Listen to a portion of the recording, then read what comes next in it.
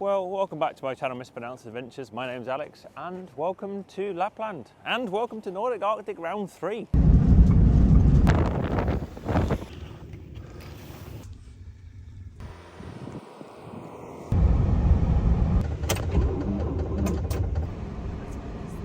New personal record, minus 38. I've got a few admin projects and upgrades these do to the van, so this is a continuation of last week's video, where I'm fitting a new 52-inch light bar with DRL, and I did that at minus 25, which is about as fun as it sounds. Enough kinetic persuasion should move it.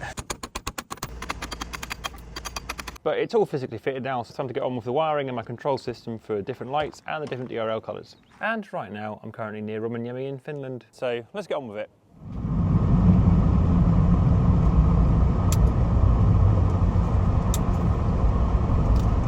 Turn right, then arrive at your destination.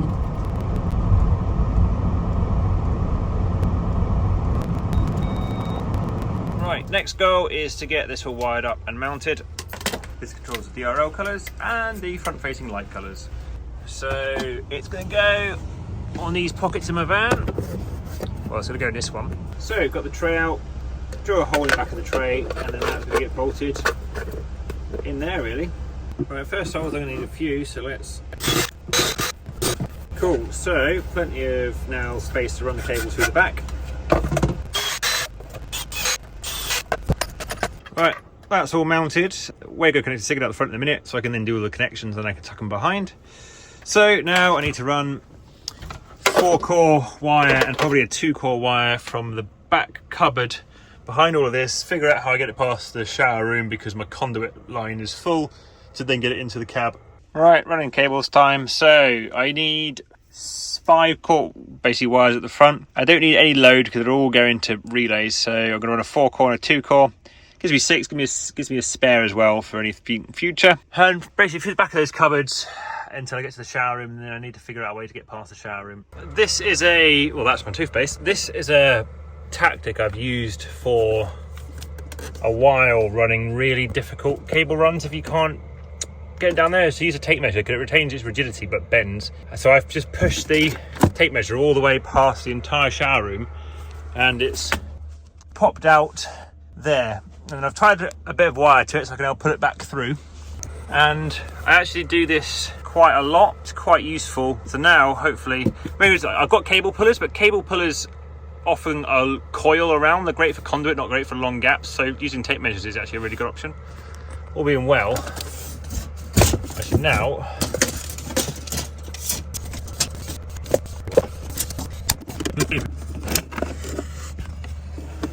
there we go, cable pulled.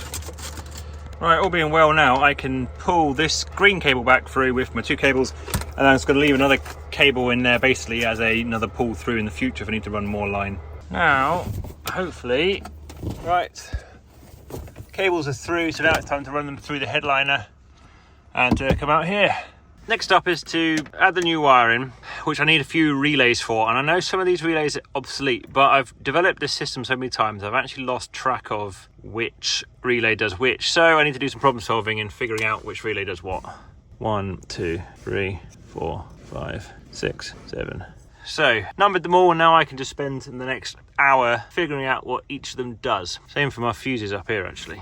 Starting to get to the bottom of this and remove the relays, but I have had enough for tonight, so you can join me the following morning. So I do have a lot of those cables all now run, so I can get these put back in really.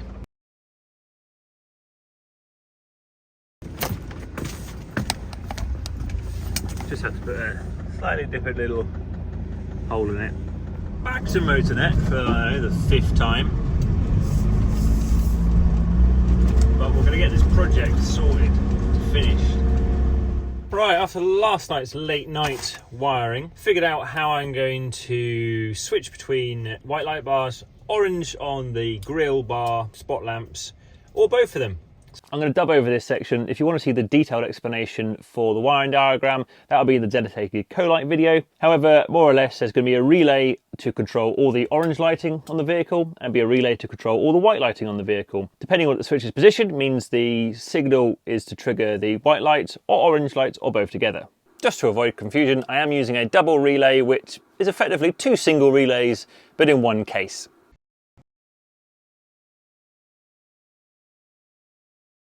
And just so we don't make life confusing, we'll go to the front and we'll do that wiring now, and then we'll do the DRL relays and switches and wiring. Because I put Wago connectors on all of these, it's actually going to be quite simple to wire up. Next up, DRL circuits, similar but a few differences. Again, I'm going to use a double relay. So let's get wiring up number 2. At the end, I will sort out all the wires, make life easier then. I've used these 2 sort of fake Wago connectors, splitters, effectively because it's just quite neat. And that's going to go down to all the orange DRL lights, and that's going to go into all the white ones.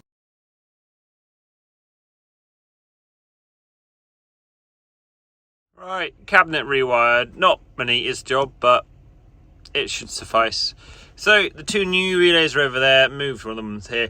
I did want to mount them in this area, but I had to drill a hole, and I'm pretty sure across there is where the van's wiring harness goes. So I don't want to be drilling blindly into a wall which might contain the van's wiring harness. Again, so many cable ties. So we've got the DRLs partly working.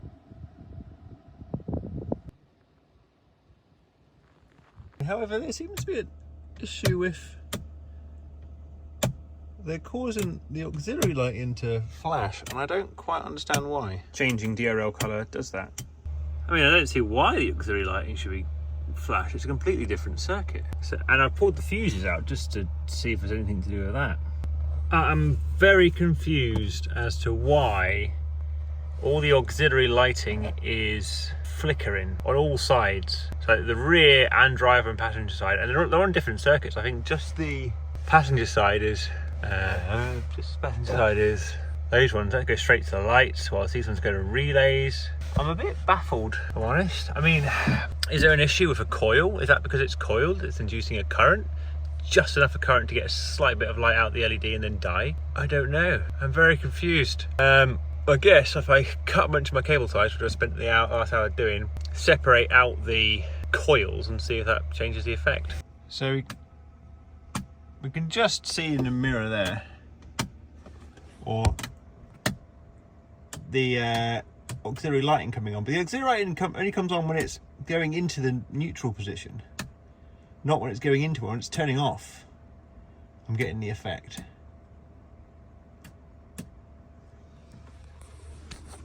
Very peculiar. It's going to take some investigation. Right, I undid a bunch of the wires, see if I could figure out what the problem is. I don't know if I've necessarily figured out what the problem is as such, but there is a problem of my leisure system and my van are isolated. So there should be no continuity between the chassis and the negative of the leisure system. Problem is, there is. Shouldn't be. And I don't know if that's been occurring for a while or that's now just happening. So, need to do some figuring out. Okay, but I've just tested them. I put into normal relays on, although this is just literally just relay, 2 relays in one box. Although interesting that when I had no DRLs on it and just the signals, even turning rocking the switch with the signals just firing the relays, that was triggering the flashing, but not the DRL, because the DRLs weren't plugged in, but the auxiliary lights were still flashing. So somehow power, is causing this circuit to come live. I don't understand. I've been here for hours trying to fix this issue, and I've been narrowing it down, but it's very confusing. But I think I might have got it. It's not something I've come across before, so it's a learning experience for me. But I believe it's EMF when the coils are releasing on the relays. So I've done a bit of the wiring now. So if this relay's not in, which is my high beam relay, which is very much integrated into this circuitry, when these are swapped, so the relays de-energize, it's causing all the auxiliary lighting outside, not the main bar, to flash, which may well be because the light pods are really, really low, like low wattage. They're actually illuminating, whilst the big light bar may also be flashing. It's just not doing it. But the signal trigger potentially there's a voltage spike which is going back into the system, because it's only occurring when this is in place. The actual DRLs are turned off at the minute. It's just these relays de-energizing which is triggering it. When this is removed, there's no way for the EMF to get back into the rest of the system, which is alighting the bars. I don't massively understand this. This is an area I don't know. So I think to fix this, I need to go buy relays. So I can't use that double relay, which is a bit of a shame, with diodes in them, because then that gets rid of the issue. It's taken hours and I've learnt a lot. I've learned about stuff I didn't know about, always like learning. My friend Mika next door kind of said this idea a couple hours ago as well. EMF is my issue, or basically the collapsing magnetic field when a relay de-energizes, which was in case these relays, when it de-energizes, it was sending a spike through other bits of circuitry and it was lighting up all of the auxiliary lighting for the van. But Mika, who's in the van next to me, brought me some diodes at 11:20 last night. Roughly put one of those in there between the ground and the positive signal, and put the diodes in both of them. Issue's gone. Took one diode out, then issue only happens on one side. So I learned a thing today, and I now learned why you get relays with diodes. And I decided I'd kind of had enough. It took way longer than intended, and I went to bed. But I forgot to get any footage of what it actually looked like. So here you go. Right, this is a good example of the pattern of this new light bar. So my old light bar was far more flood, so in snowing conditions I'm often blinded by the white light. As you can see, there's a lot more of a focused beam. I'm getting more of a layer of white light above my head, which means I'm not blinded by illuminated snow at my eye level, which is quite nice for me. So the following day I discovered the consequences of using fingerless gloves in -25 and metal, as a nice blister had formed on one of my exposed fingers. I decided I spent a little bit too much time in Rovaniemi, so I decided to move a bit further north, said my goodbyes to Mika, and then carried on. Got to see these interesting bits of hardware. Well, those look fun. And you join me the following morning, and I'll park up a bit further north. Right, well, good morning. I've got a plan for today. It's a balmy, my favourite word apparently. It's a real life commenters have picked up on, and some commenters have drinking games about when I use the word balmy in my videos, so I'll encourage it. Balmy, balmy, balmy. It's a lovely -13 outside, which is a lot warmer than the -25 I fitted the bar in, or the light bar on the roof. So I think it's time to fit some more lights. And fit this, not that, that's the old light bar, which is is that my address? I'm not sure. Which is a bull bar, nudge bar, A bar, European legal reg bar for the front to mount more lights and, you know, change the look of the van a little bit. And it's not my address. There you go. That's the brand. It's from Italy. Medium bar, Ford Transit, black. This has been in the shower room inconveniently for about a month now. So it's nice to hopefully finally get it installed. So one bar, one set of brackets. It was about £300 odd, I think, from Vanlife I ordered it from. Bars, brackets. Well, for anyone who wishes to know which, there we go. That's the company, EC Type Conforming or something. And there's a bunch of documents about it conforming to regulation or something. I don't know a lot about bars, but from my understanding there are quite a few laws around them, and they've got to be inhibited and meet some certain standards. I presume it's so you don't plough into people and cause more damage than was necessary. And it came with a very simple 22-step installation guide. So Ford Transit L3H3, only 45 minutes to install. A few bits and bobs. And why do I want to put a bull bar on, or a nudge bar, or an A bar? Obviously not technically a bull bar because it's not fixed mounted. Because I wanted some more lights, and I've been sent by Auxbeam their new V Ultra 5-inch series in the amber colour, because I want some amber front lights. And do remember, you are important. But we'll get onto those later in the wiring. First, let's sort out getting this bar all set up. Right, we'll come back when we've done this bit. Right, those are all mounted. I've not tightened them down, but I think since they've all got kind of longer gaps in them, that they're probably finalised and tightened when you have got it in position, so you can lock the final position in. Right, I think now I've got to go outside and under the van.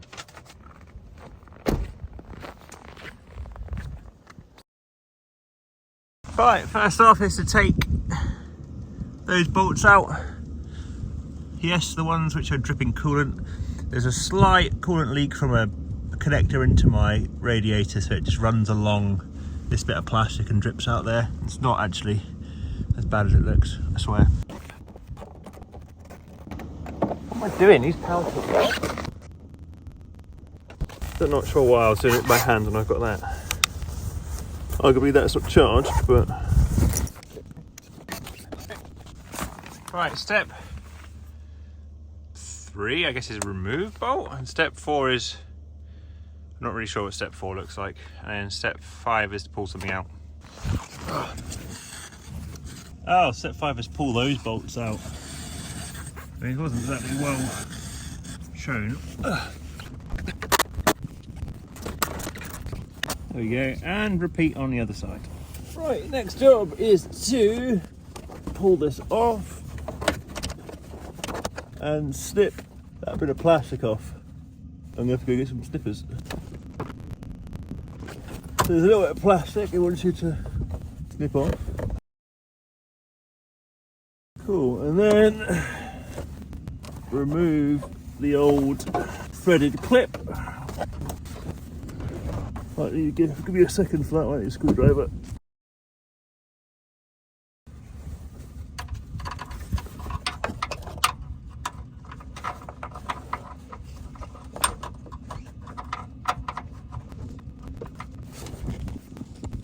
Right, first one of these hangers gonna go on.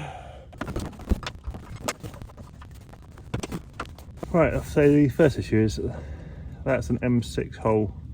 Trying to get an M8 bolt through, so I need to reel out the plastic a bit. The plastic in here is currently only an M6 hole, and I need it to be M8 probably, so time to get expanded. Probably enough. Oh, that popped all the way out. Okay, well, it's on. I've got a mouthful of coolant because I put that glove in my mouth a second ago to move it. Oh, sorry, but how do you intend someone to do that? Oh, for God's sake.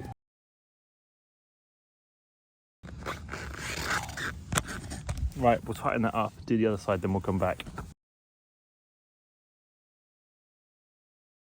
That's a lot more. Oh, good. Hey, there you go. Fucking don't go further now. In, excellent. Inside to warm up for a bit. Right.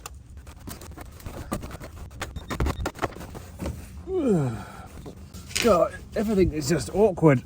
I mean, I'm sure if this was on a ramp, life would be so much easier. That's in. Cool.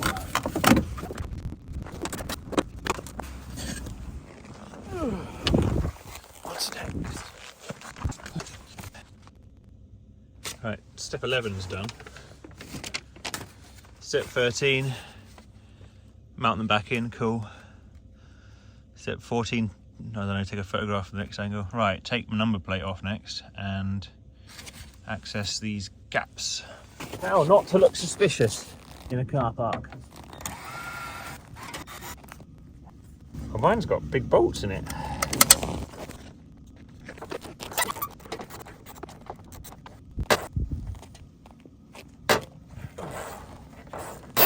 That was not far off. It's snapping my quarter-inch.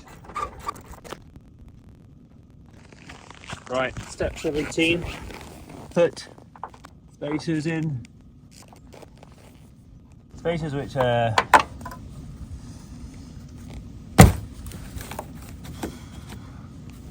actually fit. It's annoying. I mean, to fit, it's not going to have had these spacers in before. Okay. Well, they're not going to just. I'll come back to that in a second. It's not easiest to do by yourself.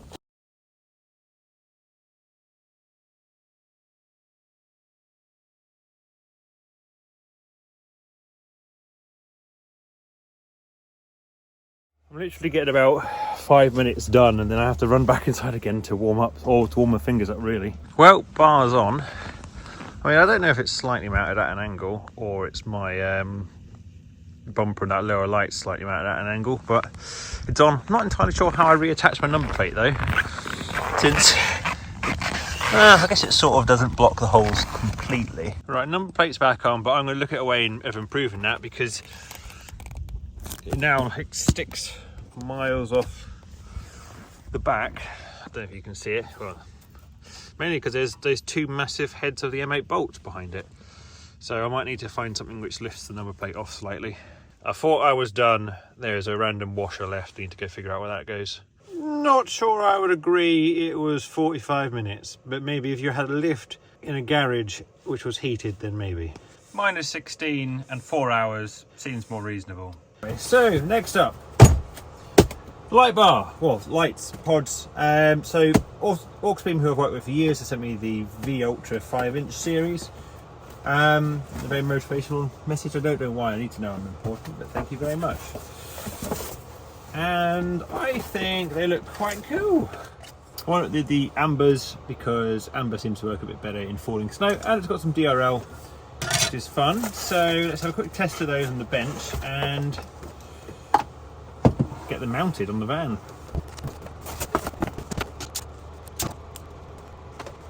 Right, so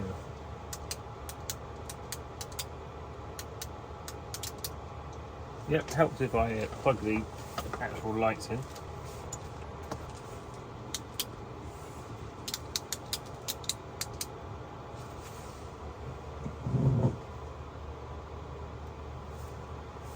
So some DRLs, and maybe not bars and DRL.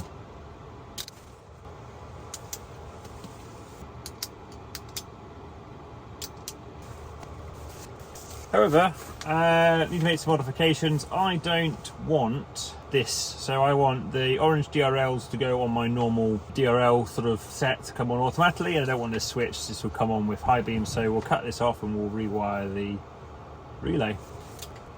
And that's pulling a 116 watt and absolutely nothing with the, and about 10 watt with an extra 10 watt with the DRL.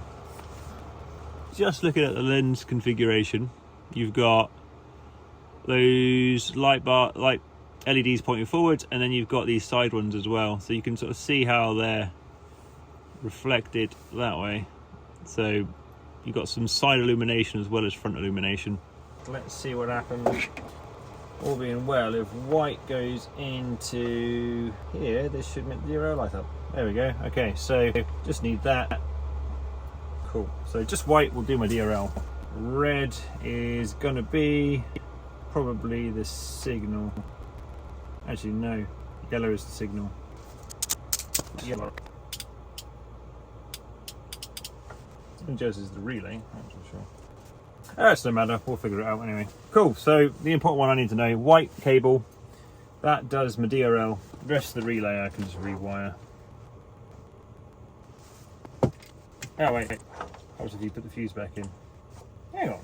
The fuse is currently not installed. How was I?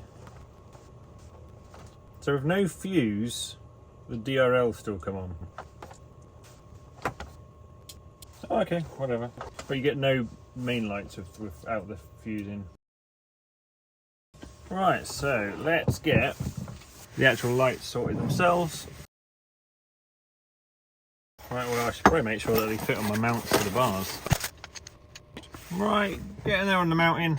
All the final tuning and adjustments can be done later, but looking the part, so let's get mounted on the van. Cool. Right, next goal. I need to run the cables, of which I'm not going to film because it's boring and you've seen me run cables many times. So I'm going to reuse the relay because it's got the right things all crimped up really, but I'm going to cut the cables off here long enough so I can reattach. And then I need to run effectively these cables from the lights through the engine bay, through the bulkhead / firewall, and then reconnect them to more of their own 2mm squared twin core, one for each, all the way to the back cupboard. And then for the back cupboard I can then install a relay. So let's get this all run under the van. With the temperature dropping and my patience running out, I decided not to film anymore for today. The cable was starting to freeze trying to run it through the engine bay, which was being a pain, so all I managed to do was get the DRL rigged up temporarily, and this is what it looks like. It has been a long day fitting that bar and lights. I've not even got it fully finished. It's I ran out of wire. But a rescue mission has come up which needs to be done. Ads Adventures is currently up in the Arctic, and I helped him out with a lot of information earlier about preparing his van, but he was in Lofoten a few days after I was there actually, and he crashed his drone, his £1,400 Mavic 3 or whatever. Crashed his drone, spoke to him for a little bit last night, and then I didn't know if he didn't realise or didn't know he could get the information, but I told him that if you go onto the controller or go onto the DJI website after you connected the controller to the internet, you can download the flight record, so you can get the GPS file and then see the flight record, so you can see where it crashed. And it looks like, from what we did playing around with that yesterday, that we've got an accurate GPS file of where it crashed. So if he knows where it is, why does he need help? Well, he's crashed it into the side of a forested mountain. But why am I helping? Well, I'm rather suitably qualified to do so. My professional background is I take clients all over the globe to remote places and hostile environments, be that jungles, desert, the Himalaya, and almost a decade ago since I started working in the UK, taking clients into the winter mountain hills. So the winter environment and taking people into it is my professional background. So he's basically getting free guiding service off me tomorrow, but I'm always happy to help a friend. Quite a long drive, it's like 300 mile. I want to go towards that way anyway. Let's get on the way. Let's go rescue a drone. And that's going to be the end of this episode. And thank you very much for joining me. These last two episodes have been pretty heavy on admin and upgrades, which I enjoy doing. It's nice to have some time off from the driving around and exploring the Arctic, but next time we'll be getting back into an Arctic adventure. If you're new here, this is the first episode, do consider subscribing to the channel, checking out the rest of season 3 or season 1 or 2 in the Arctic. And leave any likes and comments, always things like that help the channel. Other ways you can help the channel is if you look in the description, there's a bunch of different links. One of them is for Roma, which is a UK lithium battery company which I work for. I use their Extreme Series battery in my van. I also do their electrical design consultations, and I have an affiliate link for their batteries below. I'm a brand ambassador for Autotherm, their diesel heaters and water heaters, which I've tested before on the channel, and a bunch of other things. But really, I just want you guys to enjoy the content. So thank you very much for joining me, and I'll see you next time. Cheers. Bye.